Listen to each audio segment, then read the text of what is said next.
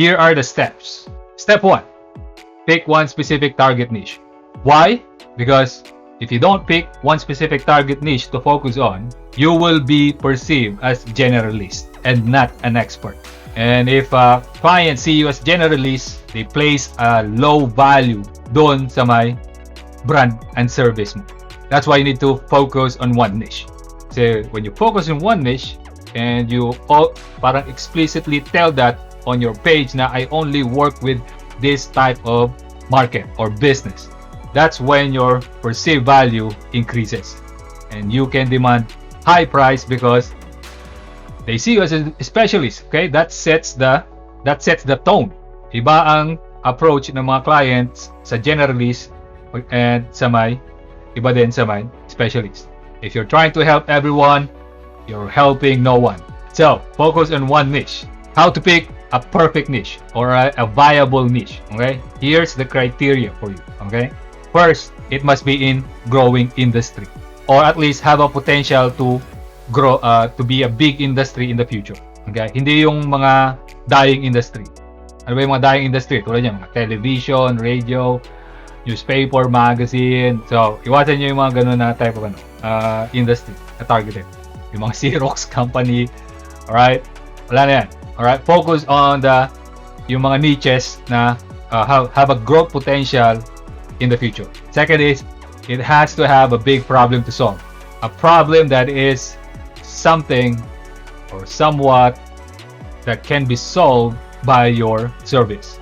So, kung designer ka, creative designer, dapat yung niche na to, a big deal sa kanila yung design. It could be a brand design, identity design, creative design, or whatever. So dapat meron siyang problem, okay, related to the service that you provide, okay? Because you're going to position your service as a solution to that problem. And third criteria is yung client or yung niche must have a buying power.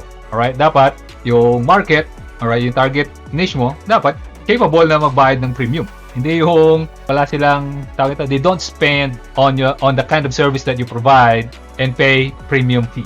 So dapat they have purchasing power. Gumagastos sila pagdating sa type of service that you provide. And lastly, easy to target online. Alright? Dapat madali silang hanapin online. Hindi katulad ng ibang market. Like for example, mga brick and mortar. Most of them mahirap targetin online because their business is offline. They don't spend a lot of time on social media. Make sure na yung target list nyo is dapat madaling hanapin online. You can see them congregating somewhere online. Pwedeng sa forum, sa mga groups, community, sa social media. Step 2, alright? Pick one specific product or service to sell. Alright? This is very important. Just pick one. It could be web design, brand identity design, or logo design, landing page design, or sales funnel design, etc. Just pick one. Pick one service that you're going to market or sell. Okay? I'm not saying that you don't learn multiple services. Okay? But when it comes to marketing and branding, isa lang dapat ang minamarket mo. Okay? Pick parang entry point ng clients mo. Okay? Ito yung entry point nila. Ito yung bibili nilang una muna sa'yo. Focus ka doon. Kasi pagka nilabel mo yung sarili mo na marami, chances are mahirap kang tandaan. And hindi ka mapiperceive na specialist. You're still going to be perceived as generalist. So, maraming freelancers out there, nakikita ko yan, lalo na sa Upwork, right? Nakikita nila, web designer / CRO / logo designer / copywriter / lead generation. Alright, that's a recipe for failure. Although na kung alam mo man yan lahat, okay? But the way the client will perceive you, okay? You only know surface knowledge of those things. You don't know anything in depth kasi wala ang focus. You gotta get inside the head of your target clients and find out kung ano yung initial expectation nila. Labeling yourself with multiple skills, okay, is a bad idea, okay? It works against you, okay? Kala mo they will perceive you na malupit ka? No, you're jack of all trades, master of none. And jack of all trades, really hard for them to get premium clients. Yung mga na-attract lang na mga ganon is yung mga low-ball clients. Here's the thing, you cannot beat everyone in every game. But you can beat everyone in one game. So choose your game. Choose a specific skill or product, a service that you like to provide, and be the best in it. Okay? If you're going to learn other skills, that's fine, but dapat yung huge chunk of your time should be spent dun sa may number one service or skill that you market and sell. Step 3, okay? Find out their heroes that they follow. This is the technique, okay? Find out their heroes that they follow. It should be mga heroes. Ito yung mga influencers nila. Thought leaders, yung mga authors ng mga books na binabasa nila, mga speakers, o yung mga leading companies or brand dun sa may niche nila. You should follow them because you have to follow the money. Where the attention goes, money flows. That is very important. In order for them to pay attention to you, okay, dapat you have a way to be interesting sa kanila. And one of the technique that you can do is to find their heroes and then find a way to integrate those information from their hero dun sa may messaging mo or dun sa content mo. That's why it's important. Find their heroes because that's where they pay attention to. Step 4, all right? Once you found out their heroes, here's what you need to do. Create a redesigned concept featuring their heroes. Kung gaano kaganda yung design mo, kung hindi naman magre-resonate sa kanila, then it's not gonna catch attention. Okay? Before, ginagawa ko, okay naman yung mga design ko. Pag sinishare ko naman sa may social media, nakakuha naman ng mga likes. But mostly, yung mga designers din yung mga nag-like. Pero yung mga target audience ko, yung mga high-ticket coaches, walang engagement. Because it does not resonate with them. Alright? Pag yung design mo is just a generic, it's not gonna speak to their desire. It's not gonna catch their attention. That's why you need to find out who their heroes are and integrate that into your content. Create a redesigned concepts featuring their heroes. Okay, that's one way of doing it. For example, in my case, coaches. Okay, what I did is I created landing pages for high-ticket coaches, redesigned concepts. For a lot of people who didn't know that, right? Kala nila I work with these guys, all right, with these folks. No, I did not. Even yung mga clients ko, they thought that I work with them.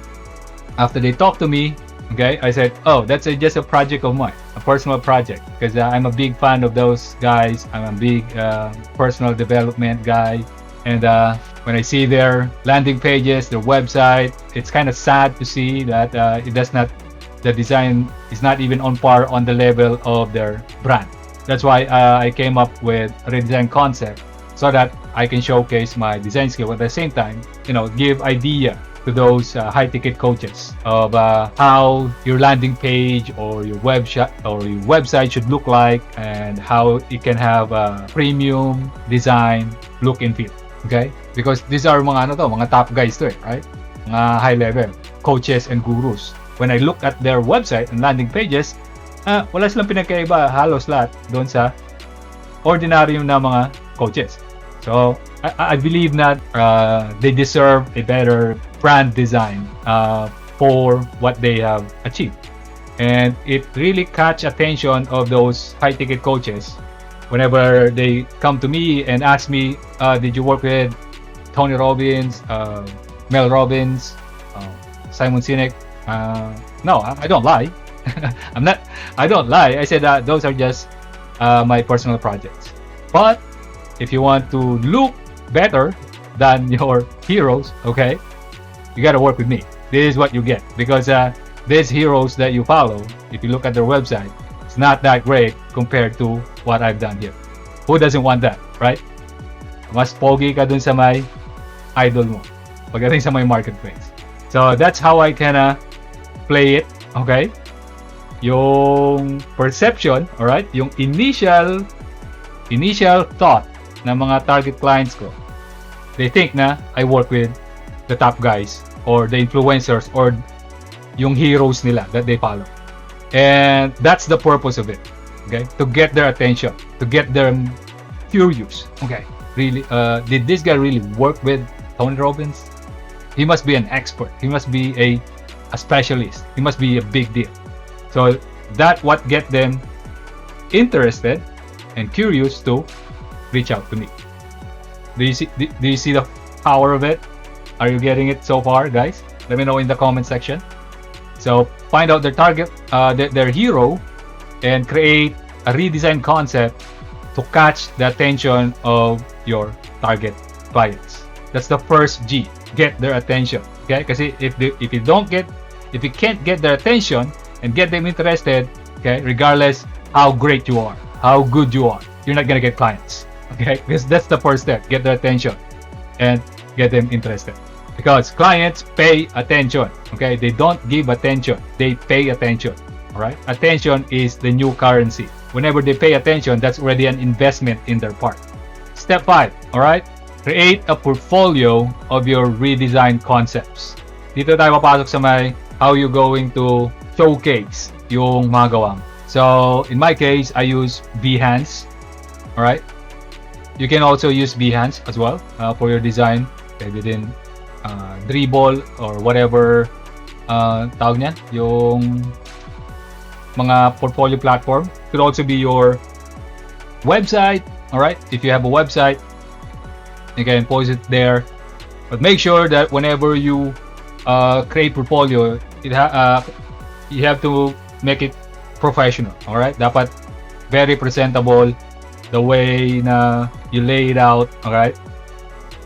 And whenever you create portfolio, okay, again, focus on one product that you sell or one service that you sell. If it's a landing page, then dapat lahat na nasa portfolio mo are all landing page.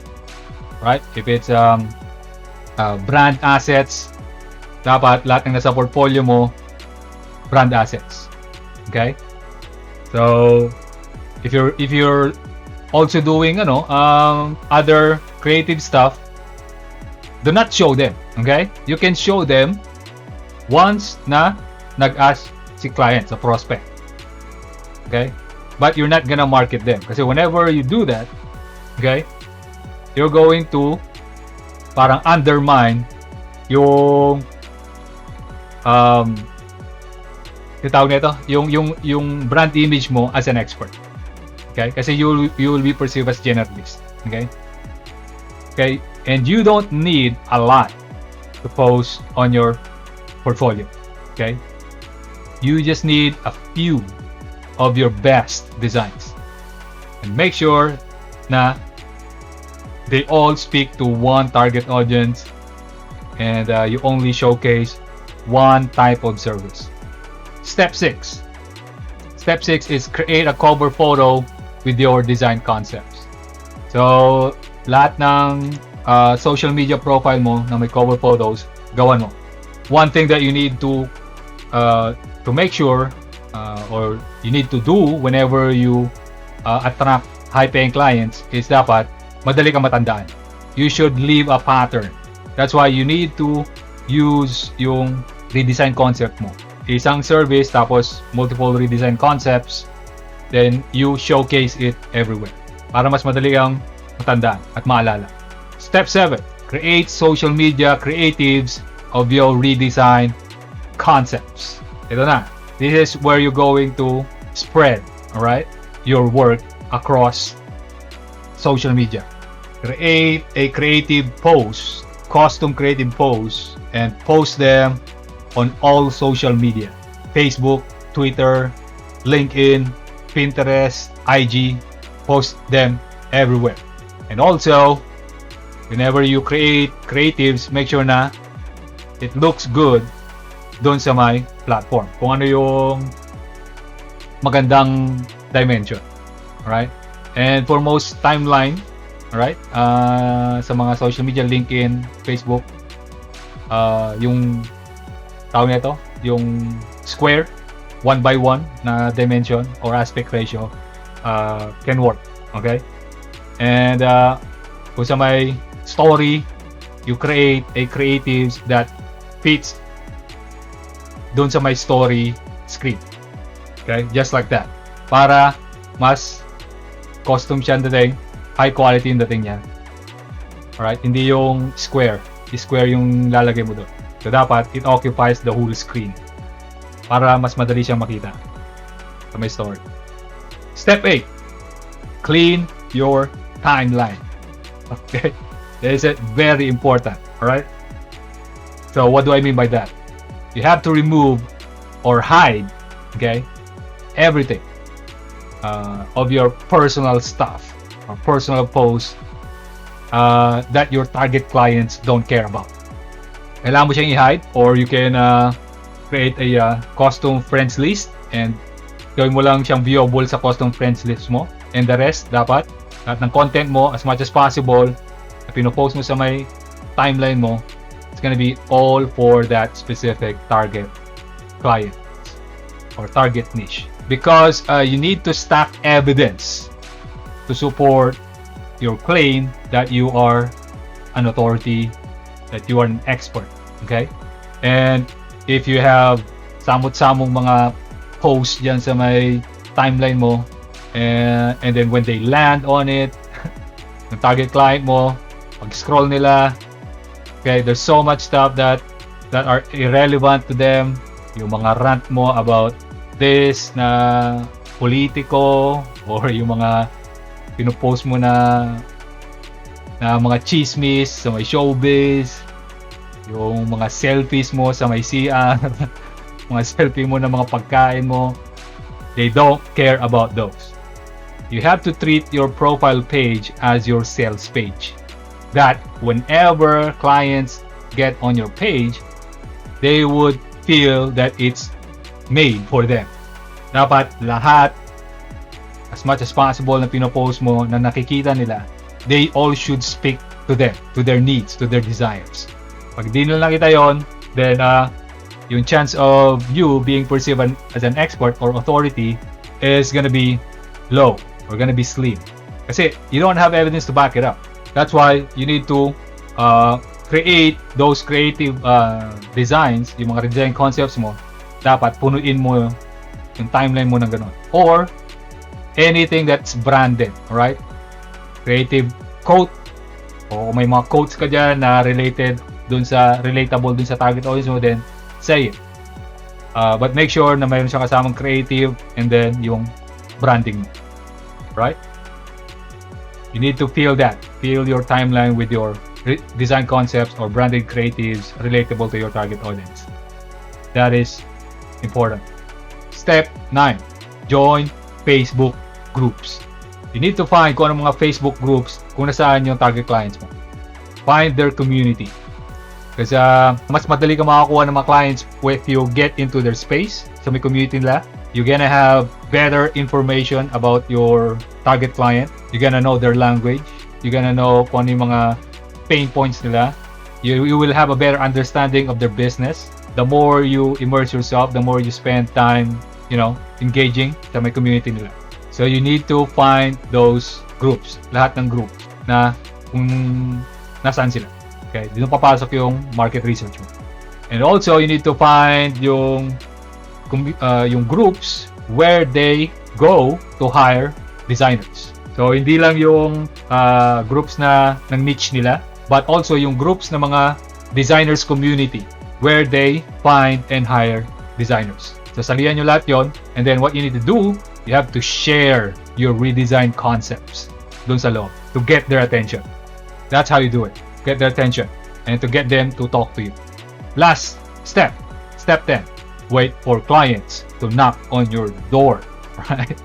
Okay, when I did this, that's when yung friend request ko blew up.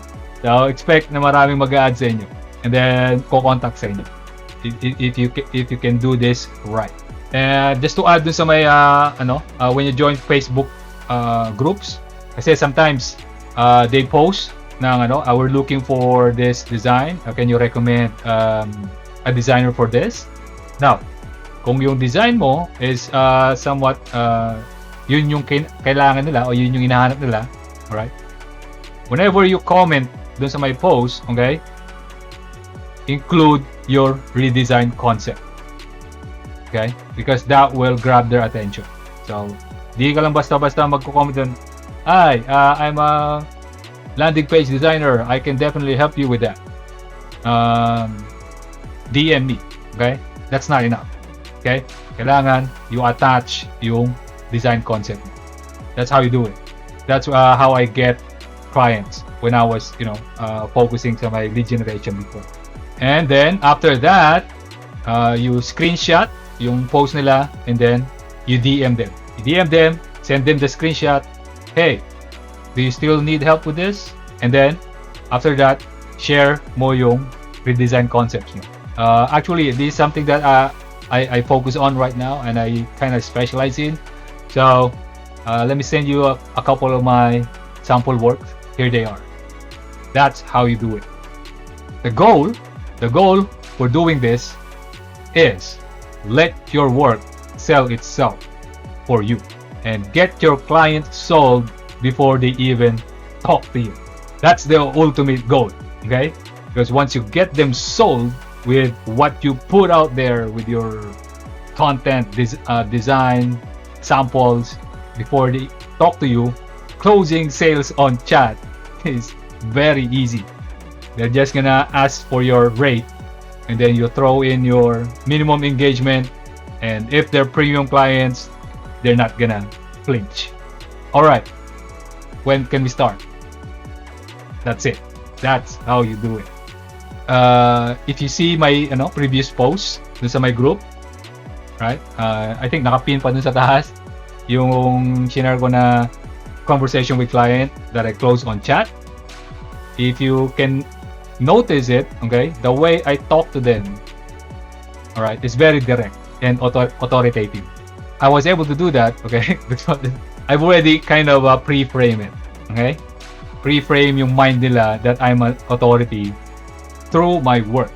That's why it's very important for you to frame yourself or pre-frame yourself in the eyes of your target clients na you are an authority and you're an expert before they talk to you. Because if they don't see that, it's gonna be really hard for you to convince them that you are an expert. Keep that in mind. And once you do that, getting them sold before they talk to you, right? You can demand any price to them.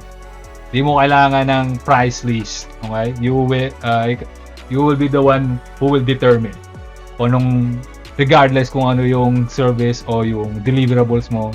Kung landing page, single landing page lang yan, you can charge $1,000, $2,000.